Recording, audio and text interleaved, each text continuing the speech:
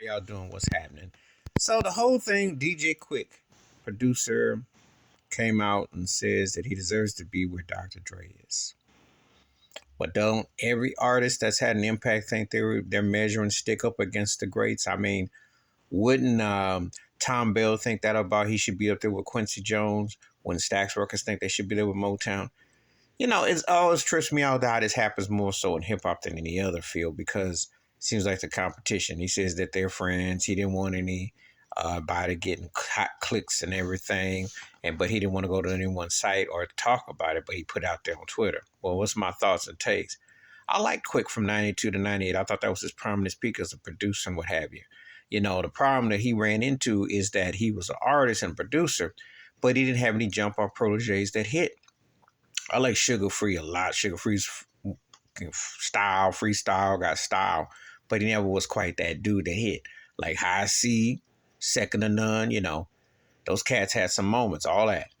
But there was nothing. Now, the late Massenberg was interesting, but he was killed. And that's unfortunate. He was interesting, you know. But it's not like Quick, the poor pauper, you know. He got to work with the likes of a Janet Jackson, Bobby Brown, Rick James, got to work with R. Kelly, Home Alone, and on the Life soundtrack. So it wasn't like he didn't have opportunities. He also did the Chris Rock, the musical for that movie. He played the president in one movie. So he did the score. So when Quick talks about this, he worked with Dre. He had a big hit with Truth Hurts, Addictive, if you remember. So it's not like he hasn't had opportunity. Dre just had better proteges, you know. Now, you can make a case and argument production-wise, but Dre's track record is better. He had a Snoop Dogg. That alone, career still around. Worked with Eminem later. In between with 50 Cent. You can even make a case with Miss Chalet, because that predated Mary J. Blige, if you want to. And then we're going to get to Kendrick Lamar, who signed with Aftermath, all that later. So, Dre's been cha-ching. But also this thing about the machine. Well, Quick need to stop.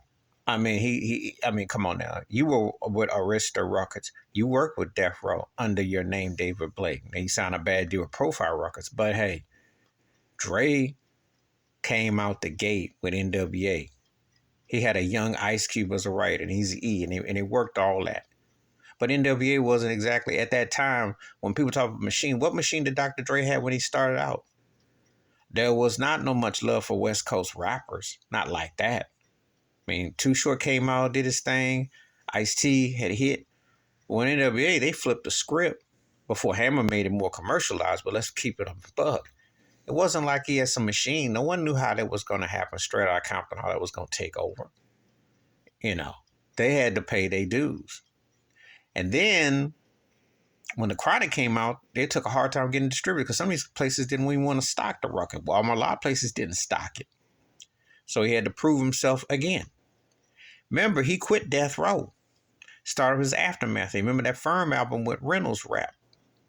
So it's not like he had access until like you can make a case with Eminem came in and all that. And then his Chronic 2001, all that hit.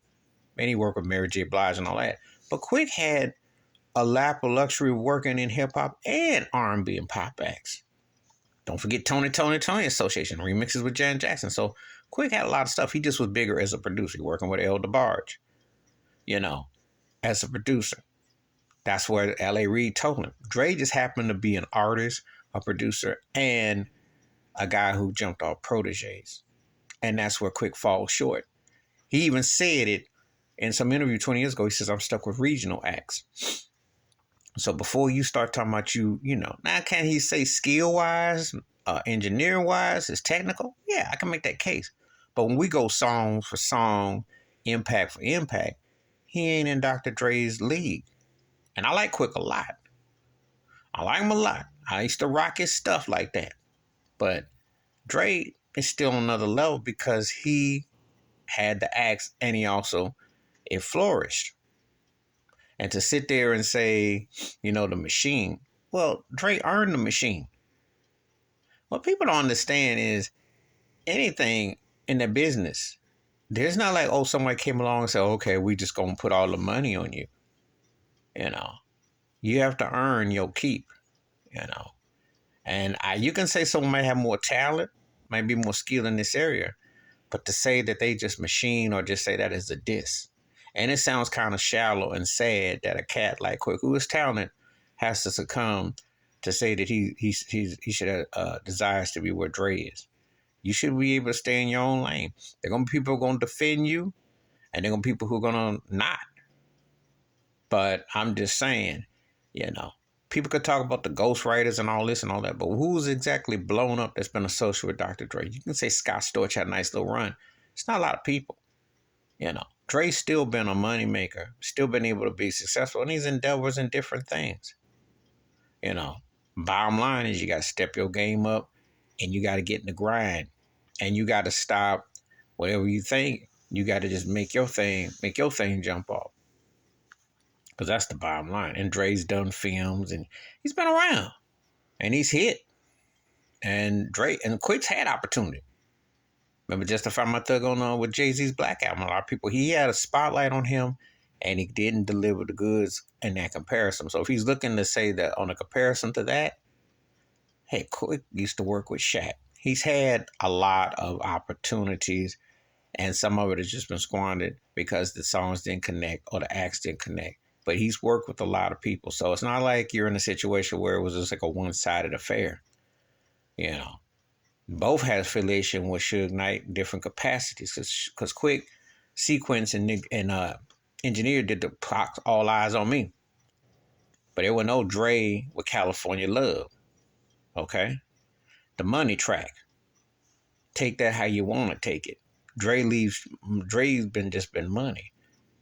And Quik has been like a 50-cent piece compared to Dr. Dre in the big picture. Please hit like, subscribe, welcome thoughts, comments, and I do respond. Thank you. Wash your hands. Keep your mind clear. Watch out for another. And share the video if you want to. And I dig them both, but it ain't no comparison.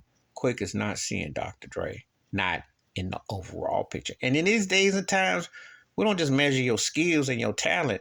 We're looking at the whole nine. And he ain't measuring him there. He deserves his flowers as a talented act, but he ain't Dr. Dre.